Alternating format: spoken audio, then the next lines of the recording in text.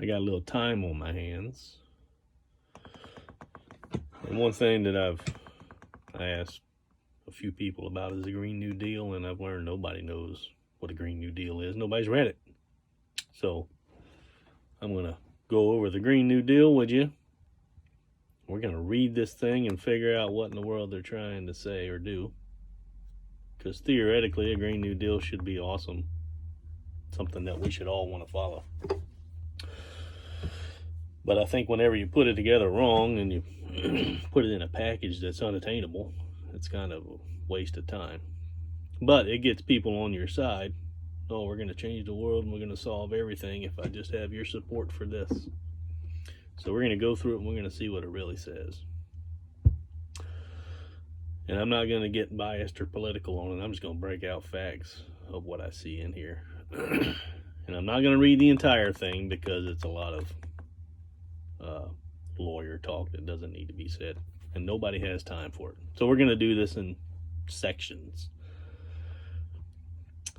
Let's see. Whereas October 2018, special report on global warming of 1.5 degrees Celsius by Intergovernmental Panel on Climate Change, and November 2018, fourth National Climate Assessment Report found that human activity is the dominant cause of observed climate change over the past century.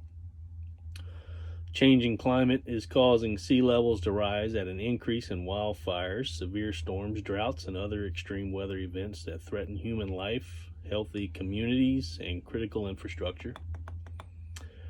And global warming at or above 2 degrees Celsius beyond pre-industrialized levels will cause a mass migration from the regions most affected by climate change. More than 500, I want to make sure I get this number right. 500 trillion in lost annual economic output in the United States by the year 2100. So in 80 years, I don't know if that's saying it's a 500 trillion deficit between now and then.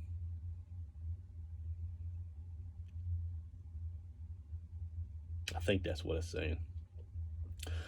Wildfires that by 2050 will annually burn at least twice as much forest area in the western United States and was typically burned by wildfires in the years preceding 2019. I don't know if that makes common sense. I mean, once you burn it all, there's nothing else to burn for a few years. Loss of more than 99% of all coral reefs on Earth. Yeah, that's bad. More than 350 million more people to be exposed globally to deadly heat stress by 2050, and a risk of damage to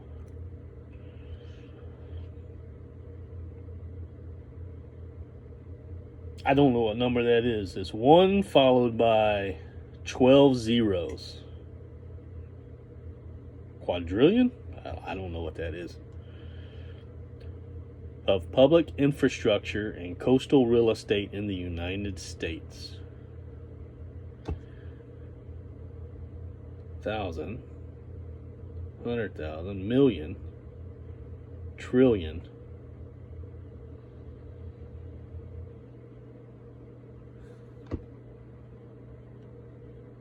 I don't.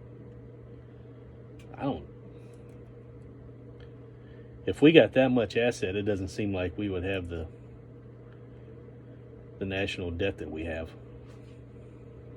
I don't get that. Let's see.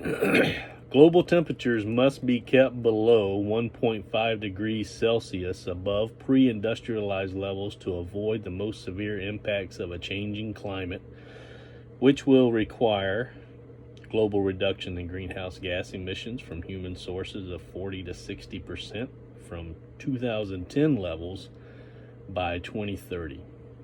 So that's a reduction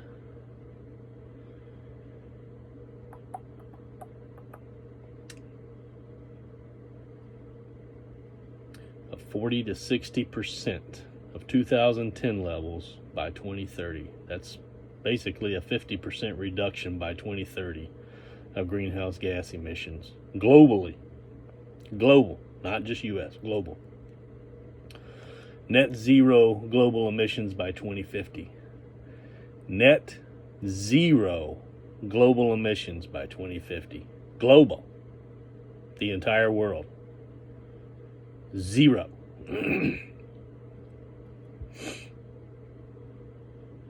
Now, that doesn't mean you're not producing carbon emissions. That means that you're taking more out than what you're putting in. So keep that in mind. Whereas the United States has historically been responsible for disproportionate amount of greenhouse gas emissions, having emitted 20% of global greenhouse gas emissions through 2014. So they're saying the United States produces 20% of the Earth's global greenhouse gas emissions. And the United States must take a leading role in reducing emissions through economic transformation. Whereas the United States is experiencing several related crises, with life expectancy declining while basic needs such as, this is a big one, this occurs a lot throughout this entire thing. Life expectancy declining while basic needs such as clean air, clean water, healthy food, adequate health care, housing, transportation, education are inaccessible to a significant portion of the United States population. A 4-decade trend of wage stagnation, deindustrialization, and anti-labor policies has led to hourly wages overall stagnating since the 70s, despite increased work productivity.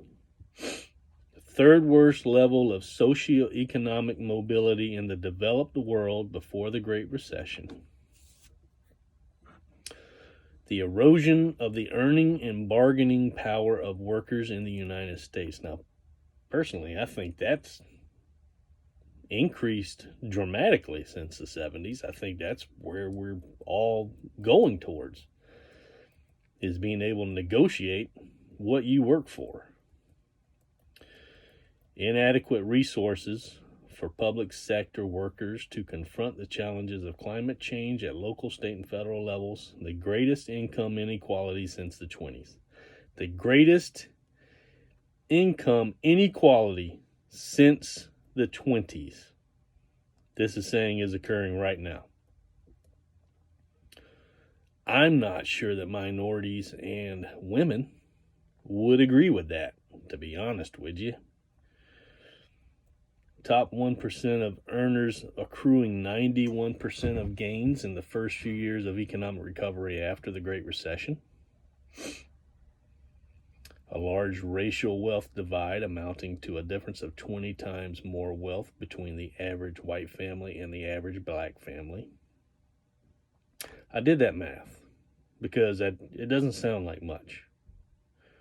A large racial wealth divide amounting to a difference of 20 times more wealth between the average white family and the average black family. Now, I'm just going to throw a number out there. 10,000. Let's say the average black family makes $10,000 a year. This is saying that the average white family, if the average black family makes $10,000 a year, the average white family makes $200,000 a year. Now, I thought I was average or slightly above. I make decent money, thanks to the Coast Guard, the military in general, but I don't make that much money. So this is telling me that I'm on the poor side. And I guess at the poverty level. I'm not sure. Because that specifically says a large racial wealth divide amounting to a difference of 20 times more wealth between the average white family and the average black family. And a gender earnings gap results in women earning 80% as much as men at the median.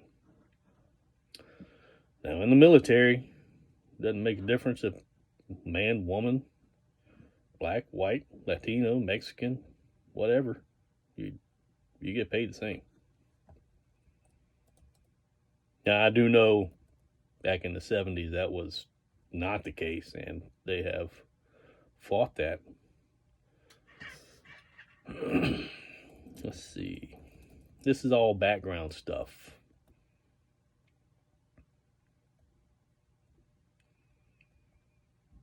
Where it said we have to keep it below 2% of the pre-industrialized temperature.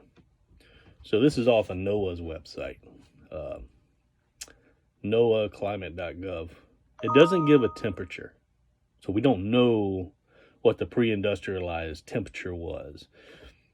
They set it as a zero temperature. It looks like it started in 1880, going through 1940. That's zero.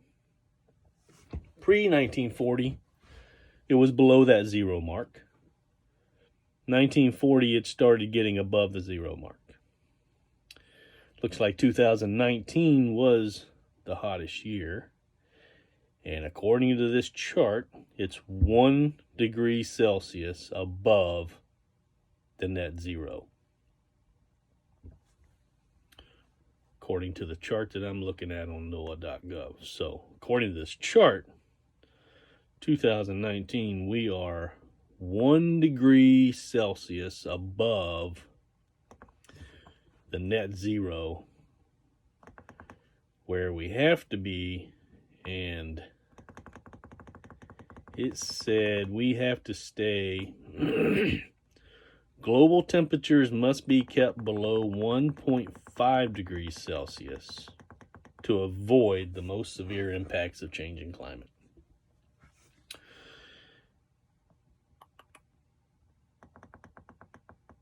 So I think it's saying that every 13 years, I think I read every 13 years it's going up. Something like 0.9 degrees Fahrenheit, which is half a degree Celsius. So basically 13 years is what we have to turn this whole thing around. So stay tuned and we'll get into some of the details inside this.